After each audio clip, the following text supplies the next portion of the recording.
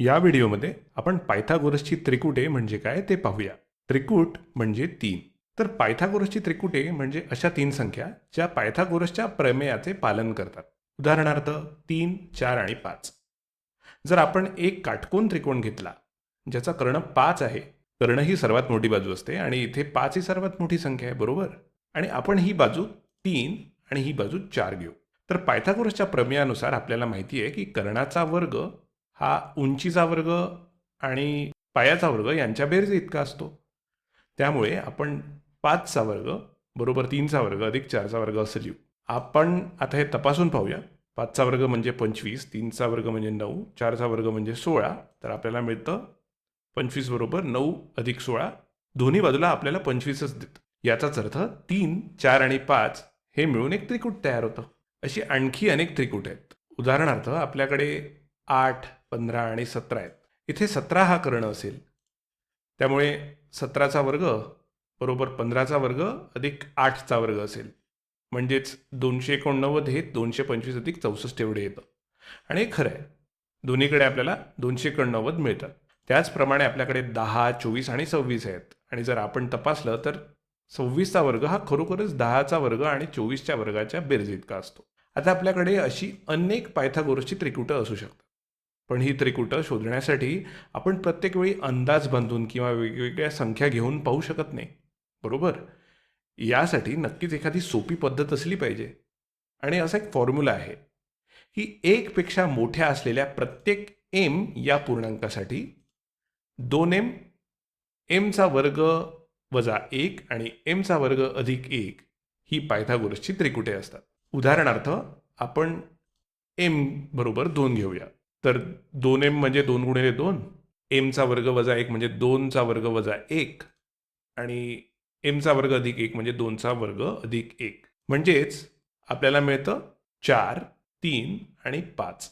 त्यामुळे इथे 4, 3 आणि 5 ही पायथागोरसची त्रिकुट आहेत. त्याचप्रमाणे m बरोबर 6 साठी आपल्याकडे 2 गुणिले 6, 6चा वर्ग वजा 1 आणि 6चा वर्ग अधिक 1 असेल, जे इथे 12 होईल. मग आपल्याला 35 मिळेल आणि 37 मिळेल. त्यामुळे प्रत्येक पूर्णांकासाठी या 3 संख्यापासून पायथागोरसची त्रिकुटे मिळतात. चला आपण हे तपासून पण पाहूया. जर यातून पायथागोरसची त्रिकुटे तयार होत असतील तर त्यांनी पायथागोरसच्या प्रमेयाचे पालन केले पाहिजे. आणि जर तुम्ही इथे लक्ष दिलं तर mचा वर्ग अधिक 1 यातून नेहमी सर्वात मोठी संख्या मिळते, म्हणजेच यातून कर्ण तयार होतो. त्यामुळे जर आपण इथे पायथागोरसचे प्रमेय वापरले तर 2mचा वर्ग अधिक mचा वर्ग वजा 1चा वर्ग हे mचा वर्ग अधिक 1 या कंसाच्या वर्गाच्या बरोबर इतकं असलं पाहिजे. तर 2mचा वर्ग बरोबर 4mचा वर्ग येतो. mचा वर्ग वजा 1चा कंसाचा वर्ग आपल्याला मिळतो mचा घात 4 अधिक 1 वजा 2mचा वर्ग आणि बरोबर उजव्या हाताला आपल्याला मिळतं mचा घात 4 अधिक 1 अधिक 2mचा वर्ग. दोन्ही बाजूंना आपल्याला mचा चौथा घात मिळतो आणि तो आपण कापू शकतो आणि मग आपल्याला या दोन्ही बाजूंमधून 1 सुद्धा कापता येतो आणि आपल्याला दोन्ही बाजूंकडे मिळतं 4mचा वर्ग. आणि त्यामुळे हे सिद्ध झालं की प्रत्येक m या पूर्णांकासाठी आपण या 3 किमती वापरून पायथागोरसची त्रिकुटं शोधू शकतो. आता इथे एक असा प्रश्न येतो की जर आपल्याला त्रिकुटांपैकी एखादी संख्या दिलेली असेल आणि आपल्याला इतर 2 संख्या शोधायच्या असतील तर काय करायचं? तर एक संख्या माहिती असताना पायथागोरसची त्रिकुटं शोधणं. आपण एका उदाहरणाने सुरुवात करूया. समजा आपल्याला माहीत असलेली संख्या आहे 10.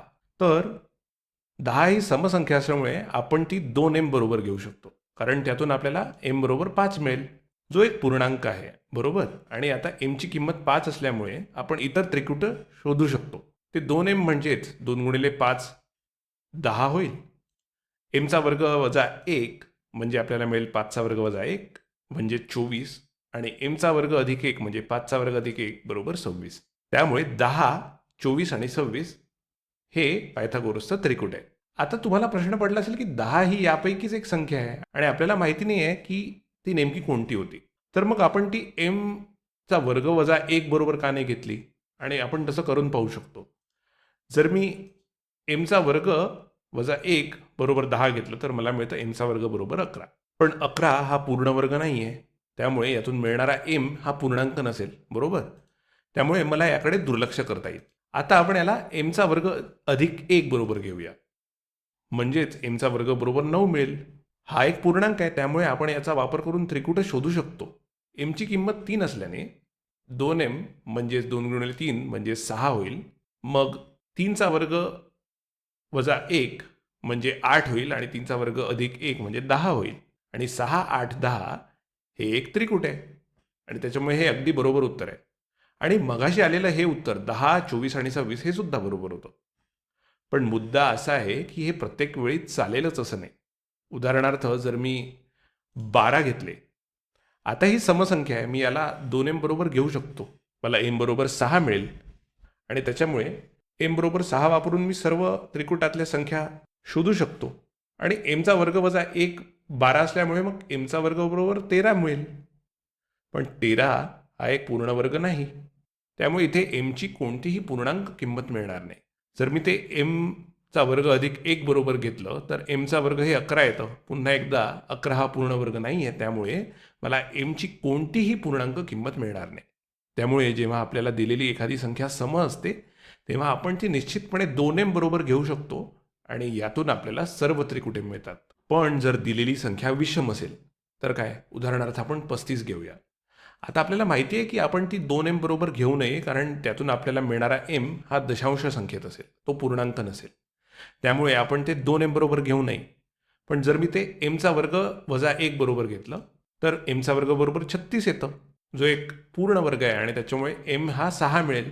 आता हा एक पूर्णांक आहे, त्यामुळे त्रिकुटातल्या संख्या शोधू शकतो. तर 2m, mचा वर्ग वजा 1 आणि mचा वर्ग अधिक 1. 2m बरोबर 12, mचा वर्ग वजा 1 बरोबर 35 आणि mचा वर्ग अधिक 1 बरोबर 37. आणि या आपल्या त्रिकुटातल्या संख्या आहे. आणि जर मी mचा वर्ग अधिक 1 बरोबर 35 घेतलं तर mचा वर्ग बरोबर 34 मिळेल आणि जो पूर्ण वर्ग नाही आहे आणि त्याच्यामुळे mची कोणतीही पूर्णांक किंमत मिळणार नाही. ही पद्धत आपण नक्कीच वापरू शकतो, पण पुन्हा एकदा याच्या काही मर्यादा आहेत. जर मी एक उदाहरण घेतलं, समजा 7, आपण याला 2m बरोबर घेऊ नये, तर आपल्याला m बरोबर 3.5 मिळेल आणि त्याच्यामुळे आपण mचा वर्ग वजा 1 बरोबर 7 घेऊ, तर mचा वर्ग बरोबर 8 मिळेल आणि 8 हा पूर्ण वर्ग नाही. आणि जर का मी mचा वर्ग अधिक 1 बरोबर 7 घेतलं तर mचा वर्ग हे 6 येतं आणि हा सुद्धा पूर्ण वर्ग नाही. तर mची कोणतीही पूर्णांक संख्या आपल्याला मिळत नाही आहे. त्याच्यामुळे आपल्याला मिळणाऱ्या प्रत्येक प्रश्नासाठी, प्रत्येक संख्येसाठी आपण असं पाहू इच्छित नाही. जेव्हा एक संख्या दिलेली असते तेव्हा त्रिकुटातल्या संख्या शोधण्यासाठी नक्कीच एखादी अधिक प्रभावी पद्धत असली पाहिजे आणि तशी ती आहे. चला तर त्याच्याकडे वळूया. तुम्ही विचार करत असाल की आपण थेट त्याच्यापासूनच सुरुवात का केली नाही, कारण आपण फक्त एका सूत्राला का चिकटून राहायचं आणि त्याचं पालन का करायचं हे आपल्याला समजलं पाहिजे. कारण आपण पाहिलं की इतर पद्धती आपल्याला उत्तर देऊ शकतात, पण काही वेळा नाही. समसंख्येच्या बाबतीत त्या उत्तर देतात, पण ती एक मोठी प्रक्रिया असते, त्यात खूप वेळ जातो. त्यामुळे आपण आता ही नवीन पद्धत पाहूया. तुम्ही व्हिडिओ थांबून हे लिहूनही घेऊ शकता. जर m ही एक विषम संख्या असेल तर पायथागोरसचं त्रिकूट थेट mचा वर्ग वजा 1 भागिले 2, mचा वर्ग अधिक 1 भागिले 2 आणि m यावरून मिळवता येतं. उदाहरणार्थ आपण पुन्हा 7 घेऊया. ठीक आहे. जे आपण मगाशी करून पाहिलं तेव्हा आपल्याला उत्तर मिळालं नव्हतं. तर इथे एक संख्या दिलेली आहे, त्यामुळे m हा 7 आहे. एक संख्या आधीच दिलेली आहे, त्यामुळे पुढची संख्या 7चा वर्ग वजा 1 भागिले 2 असेल आणि नंतर 7चा वर्ग अधिक 1 भागिले 2 असेल. आपल्याला मिळतं 7. त्याच्यानंतर 7चा वर्ग वजा 1 म्हणजे 48 भागिले 2 आणि 7चा वर्ग अधिक 1 भागिले 2 म्हणजे 50 भागिले 2. आणि त्याच्यामुळे आपल्याला त्रिकुटातल्या संख्या मिळतात 7, 24 आणि 25. आता m समसंख्या असल्यास पायथागोरसचं त्रिकूट काय म्हणतं? पायथागोरसचं त्रिकूट असतं m भागिले 2चा वर्ग वजा 1 आणि m भागिले 2चा वर्ग अधिक 1. आता आपण समसंख्या घेऊया 6. तर आपण m म्हणजे 6 लिहिलं. मग त्रिकुटातल्या संख्या काढण्यासाठी 6 भागिले 2चा वर्ग वजा 1 आणि 6 भागिले 2चा वर्ग अधिक 1 म्हणजेच काय? तर 6 भागिले 2 म्हणजे 3चा वर्ग वजा 1 म्हणजे 8 आणि 6 भागिले 2 म्हणजे 3चा वर्ग म्हणजे 9 अधिक 1 म्हणजे 10. तर आपल्याला या त्रिकुटातल्या संख्या मिळाल्या 6, 8 आणि 10 आणि हेच आपल्याला हवं असलेलं पायथागोरसचं त्रिकूट होतं.